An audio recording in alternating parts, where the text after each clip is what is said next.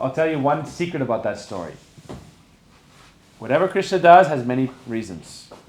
He wanted to humble Brahma and teach him that he's really God, but then even more sweetly, all the gopis, all the cowherd girls, the damsels, they all loved Krishna and wanted Krishna to be their husband. They all wanted Krishna to be their beloved. But Krishna is one and there are millions. How is it possible? So Krishna said, I will fulfill their desire. For this 1 year, I will become all the other boys. And then immediately after that happened, then Purnamasi, the guru in Vrindavan, said, everyone should get their daughters married right now. And so for that 1 year, they all married Krishna. And for 1 year, Krishna was with all of them directly. So it's very sweet. Also, all the mothers wanted Krishna as their son, and all the cows wanted Krishna as their calf. So it's a very sweet story. One more story about Brahma, and then we'll talk about Brahma and taking shelter of Radharani. One time, Krishna was in Dwarka. Dwarka. Yes? And he sent a messenger to say, I want to see Lord Brahma. Okay? I want to see Lord Brahma. He summoned him. So Brahma said, oh yes, he is Krishna. Krishna is God. I just had that thing happen and definitely. Okay? I should go see him. So he went, dressed up very nice. Krishna is calling me. Right? Krishna manifesting in this earthly realm. He is calling me. I will go see him. And he came to the palace of Dwarka and said, Lord Brahma has come. Krishna has called me. I have come to see Krishna.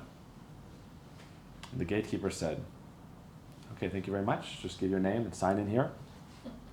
No, I'm Lord Brahma. Yes, but specifically, which Brahma?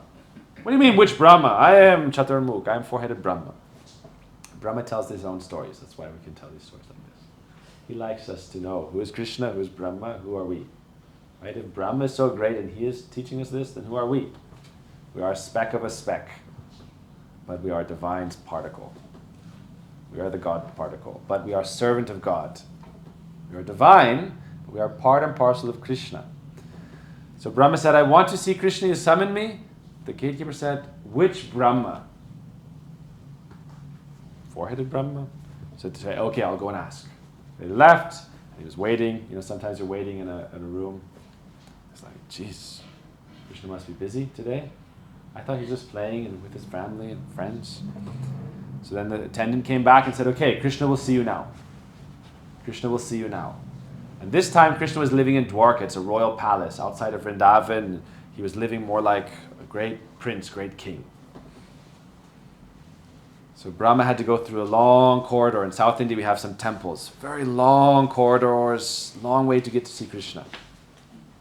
Sri Rangam. There's 7 circles of the city. The whole temple is like a city, and you go through it, and it takes hours, Tirupati, hours, and then you get to see Krishna for like 20, 30 seconds, and they say, go on, go on, go on.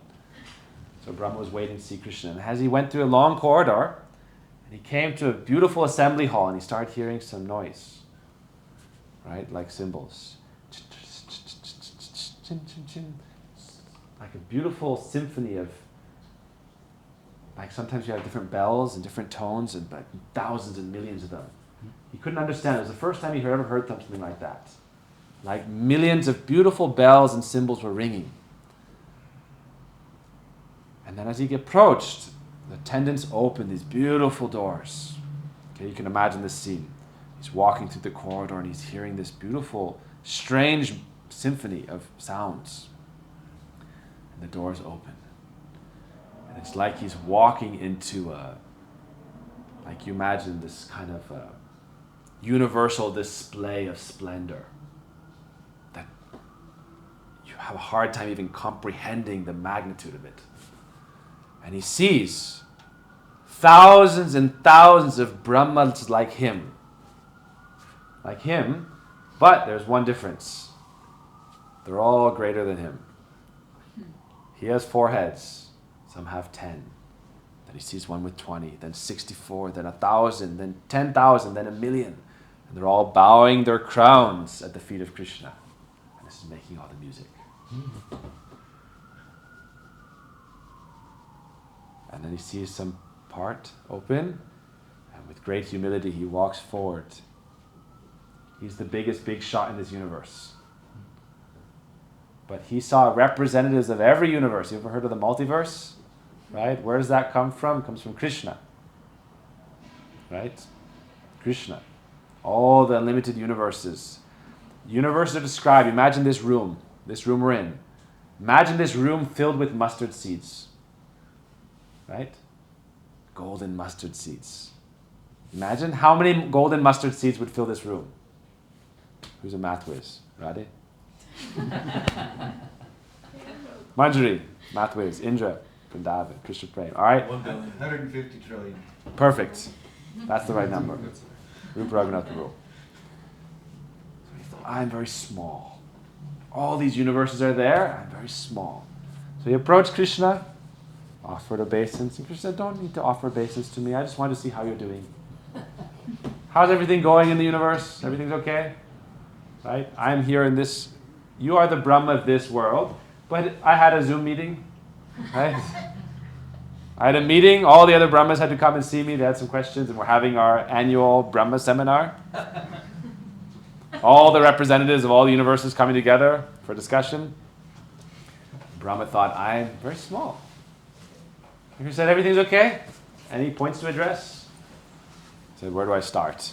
This world is full of problems. Where do I start? Full of problems, problems, problems. We think we have problems, right? We have problems. I have problems. You have problems. You ever had problems in your life? Imagine Lord Brahma, who runs the whole universe. Imagine how many problems he has. Oof, middle management.